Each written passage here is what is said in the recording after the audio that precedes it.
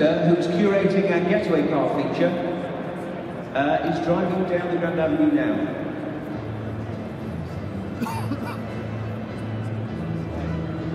Philip's currently living his fantasy of being Brett Sinclair in The Persuaders. He asked for this particular theme tune because it's his favourite TV show. You know what, it's mine too.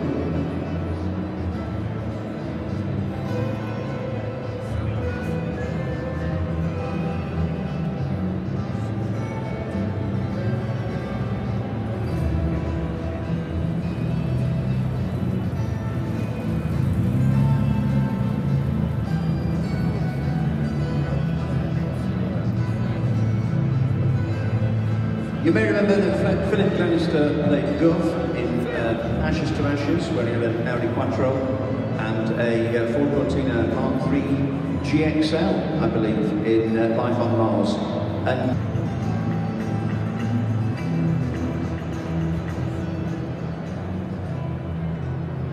come on, Phil, you're milking it a bit now. Come on, can you put your foot down a little bit? Don't go bad.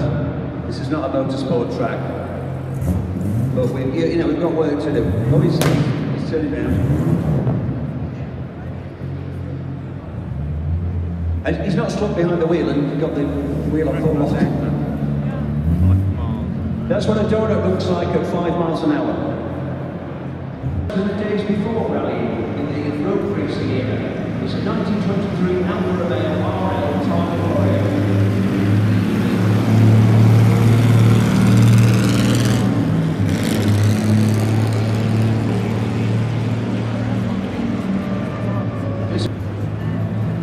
Now, by the 1950s, rallying had become something that was about navigation, accurate timing and regularity, and lightly modified road cars were the order of the day, like this replica of the 2.2-litre Zephyr 6 that Maurice Gatsonides won the 1953 Monte Carlo Rally with. Over the entire event, they had 2 seconds of time penalties. That's how accurate they were. The Gatso camera. Thanks, Maurice. We really appreciate it.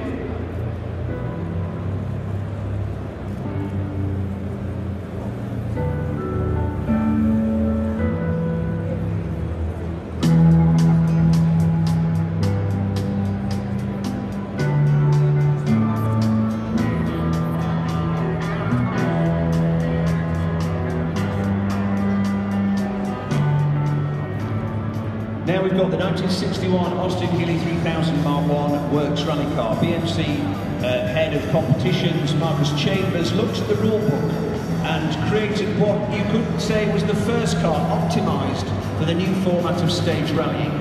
Massively strong, incredibly tough and reliable, and with loads of power. The Healey 3000 was a devastating machine on the special stage. In fact, Paddy Hopkirk said that the Healeys had got so much power that it didn't really matter what happened in the corners. You could always make it up on the straights.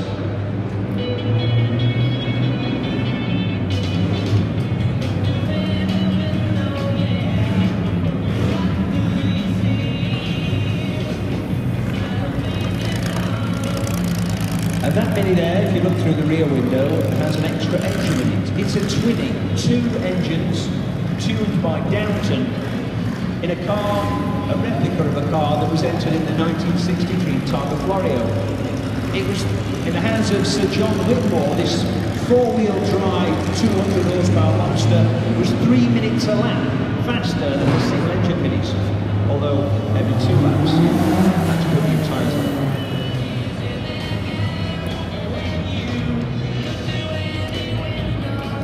Would have been winning rallies well into the 1970s.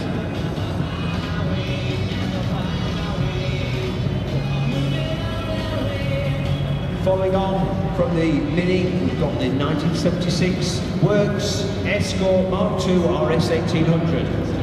It's reshelled, but WTW 567S in British Airways livery is the car that Bjorn Valdegaard won the 79 R-Racing Rally in.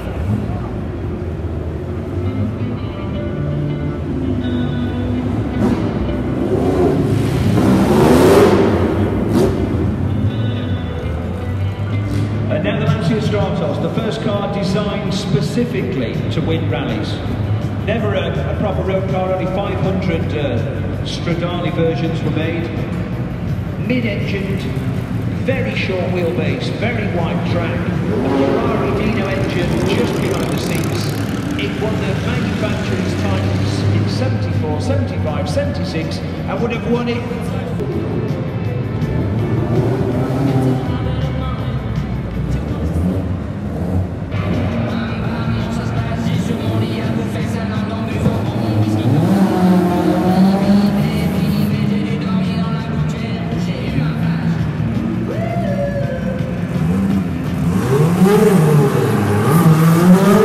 And now we've got a 1984 Renault 5 Maxi Turbo.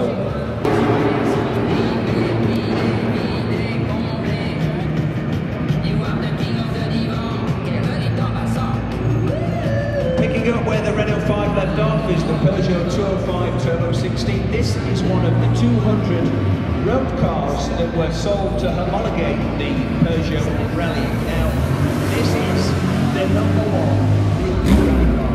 At the 28 events entered, it won 16 of them and won the 85 and 86 Drivers and Constructors Championships. This is the 200 brake horsepower road version, and these are very, very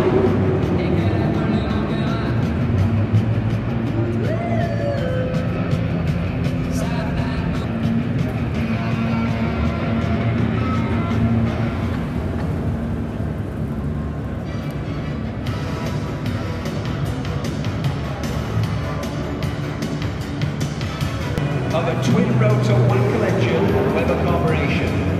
It's a Mazda RX-7 Works Group B car. The RX-7 was homologated as four cars made in Group B homologation specials. It wasn't actually a Mazda factory project, it was something from Mazda Rally Team Europe in Belgium. It was only rear-wheel drive and had 300 horsepower, so it was never going to be a championship contender, but it did come third in the 85 Acropolis Rally. Not this actual car never rallied. It's the most original one in the world.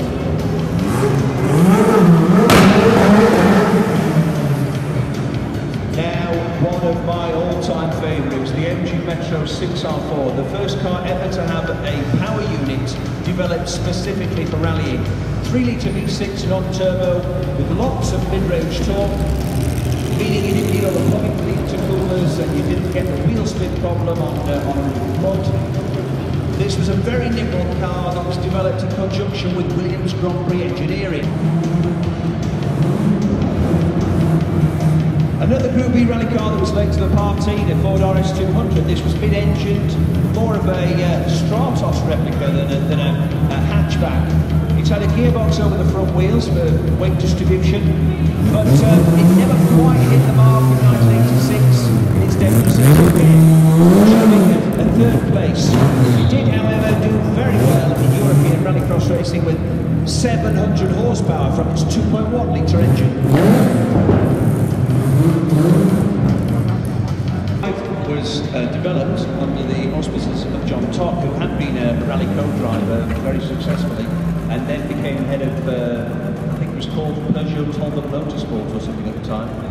It has a transverse 1.8-litre engine in the back and the gearbox to the side, so they had a problem that when it went over jumps, the torque reaction in the transverse engine caused it to tip over. It didn't seem to cause it any trouble because both teams won the World Rally Championship.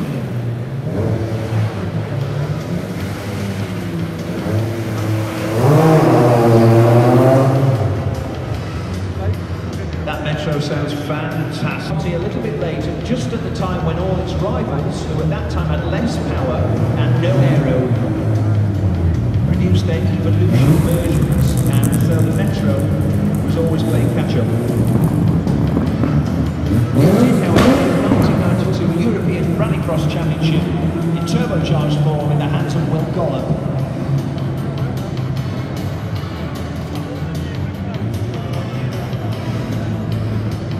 This is called The British Are Coming. This is talking about the British influence on engineering and motorsport. First up, we've got a 1928 Alvis front-wheel drive. Body by car bodies, it's a 4-seat tourer.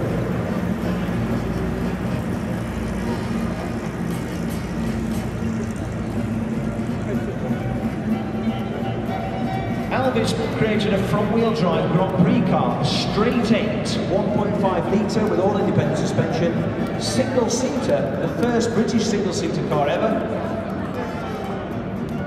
that could do 120 miles an hour. This was a road car. The first Alvis front-wheel drive road car came in 1928, 6 years before Citroën even thought about it.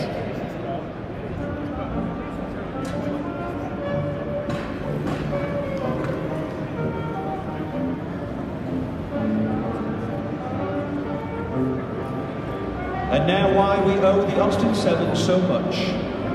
This is a Austin 7 Ulster replica, supercharged cars that were very successful in racing in the 20s and 30s. But this was the car that motorised Britain between 1922 and 1939 and formed the basis of countless motor racing specials, which was the way that many of our famous racing engineers cut their teeth before starting this.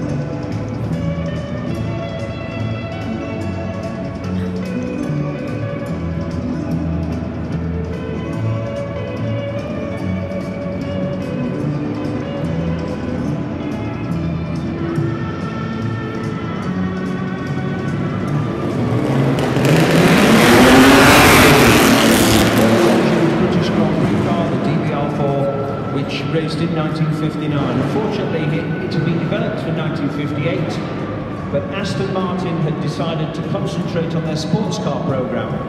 By 1959, front-engine cars were no longer the force they had been, and it was just a little bit too late.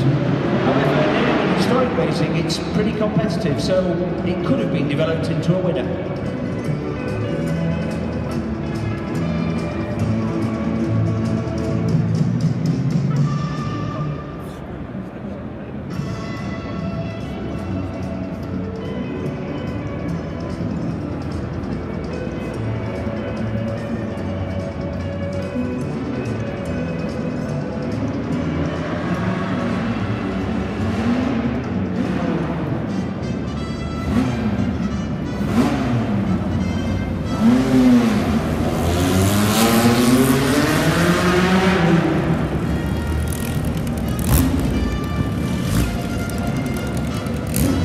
Little green jewel of a car is a 1960 Lotus Formula Junior 2022. Formula Junior was like a precursor to Formula Ford or Formula 4 1-litre engines. This one, I think, had a A-series engine. A-series, highly tuned, of course. And this was used in disguise as one of James Garner's cars in the 1965 film.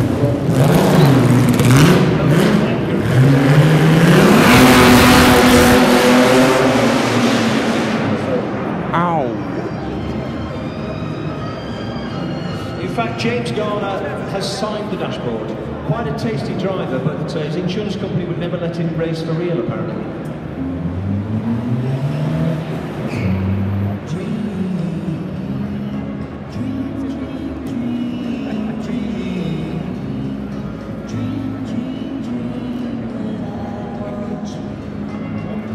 From 1963, we have the WB120 Special. This was designed by mathematician John Best and his friend Bob White, hence WB. John Best had a bit of an argument with Colin Chapman when he suggested Chapman was understandably offended.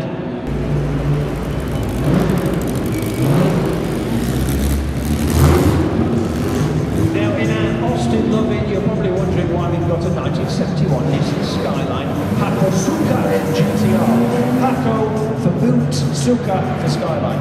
That's because Nissan partnered with Austin after the war and produced various cars under license, including Somersets and Cambridges, and started with Austin 7s.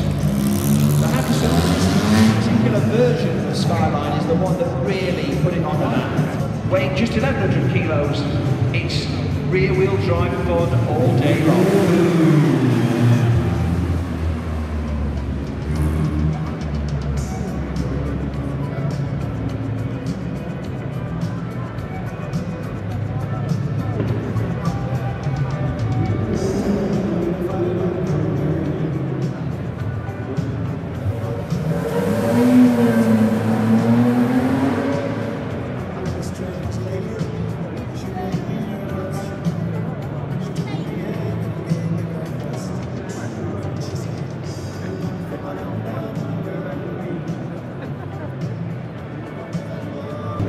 can hear an Australian musical choice there. And this was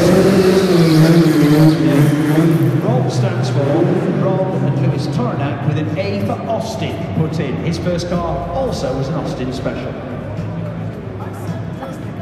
This design won the European Formula 3 Championship with Jan Lammers at the wheel.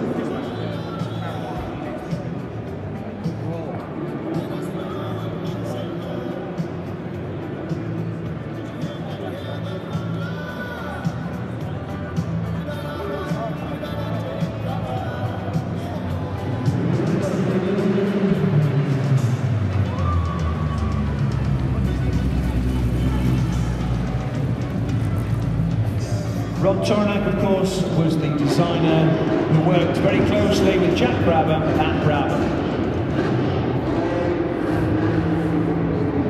Have you got your ear defenders on, everybody?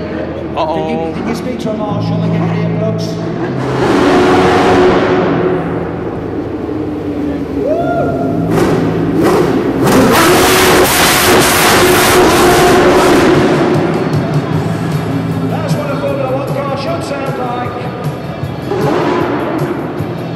It's a 1989 Lotus Judd Type 101, chassis number 3.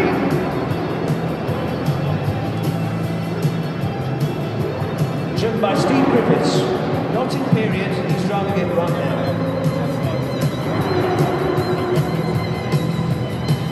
This was the first car that Lotus designed after losing their Honda engine, so it features a Judd V8.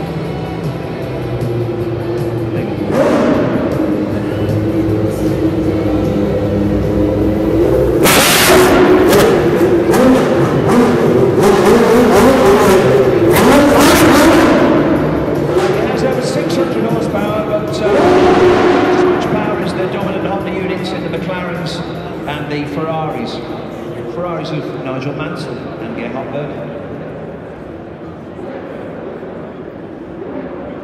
Of course, the 1989 World Championship, it came down to Alan Prost and Ayrton Senna. They were at the Suzuka Japanese Grand Prix when they collided. Prost retired, Senna was disqualified, Prost was crowned champion. This car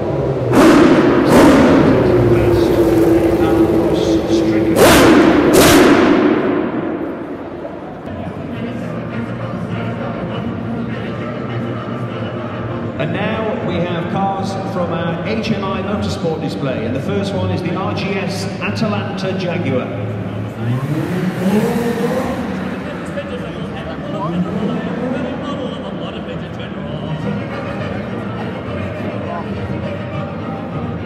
Now this car was designed by Major Richard Gaylord Shattuck, who, no really, that's his name, started in motorsport using an Austin 7. An Ulster model in 1936, but he took over Atalanta Motors, and this car was basically a test bed of the various ideas they had, including a very novel independent suspension system and aerodynamic tricks, including those stabilising fins on the back deck.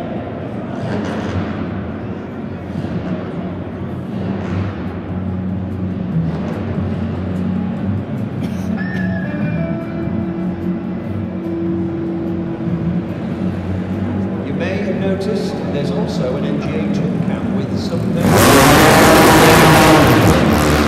This is the legendary SRX 210, which was entered by the MG Car Club Northwestern section at the 1960 Le Mans race, and with a bit of work support actually won its class against all the big works teams.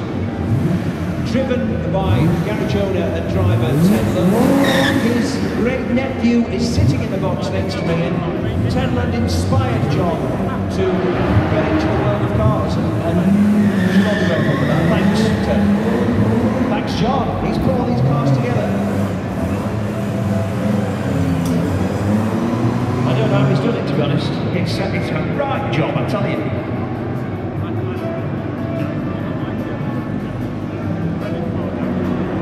Aerodynamics on that MG 980 who famously designed the MGB.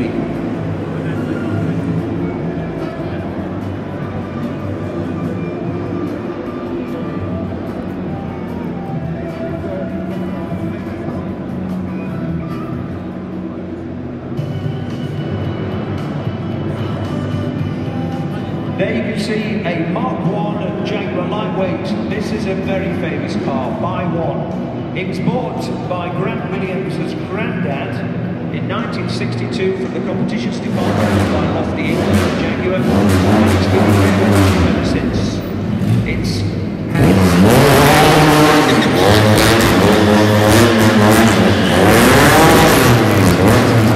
from the XK 3.4 litre, and it's a real popular crowd pleaser at the Goodwood Revival because of its incredibly sideways antics. Unfortunately, because of health and safety reasons, we can't allow Grant off the leash today because, frankly, it's just lethal.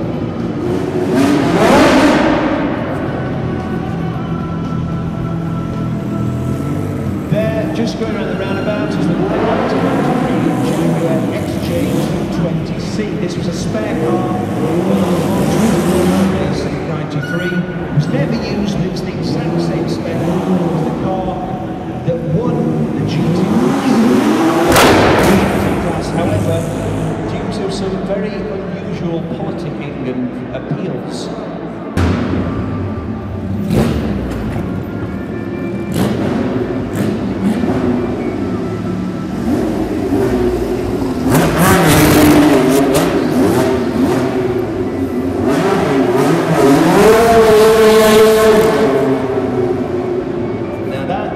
from 1970 is a Brabham BT30 car for a couple of years, and he was very excited by the new car designed by Ron Tornak, his first monocoque after every other team had been running monocoques for years. And Jack made the correct decision. It's got a Cosworth DN driver who's passed it. In fact, he almost won the Monaco Grand Prix. He said he was miles ahead. If he'd have won that, on the last lap, he stuffed it into a straw bale, I believe. If he'd have won that, he could have won the World Championship.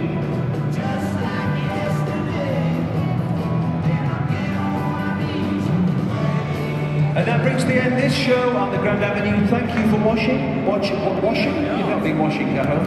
Have you been watching? Thank you.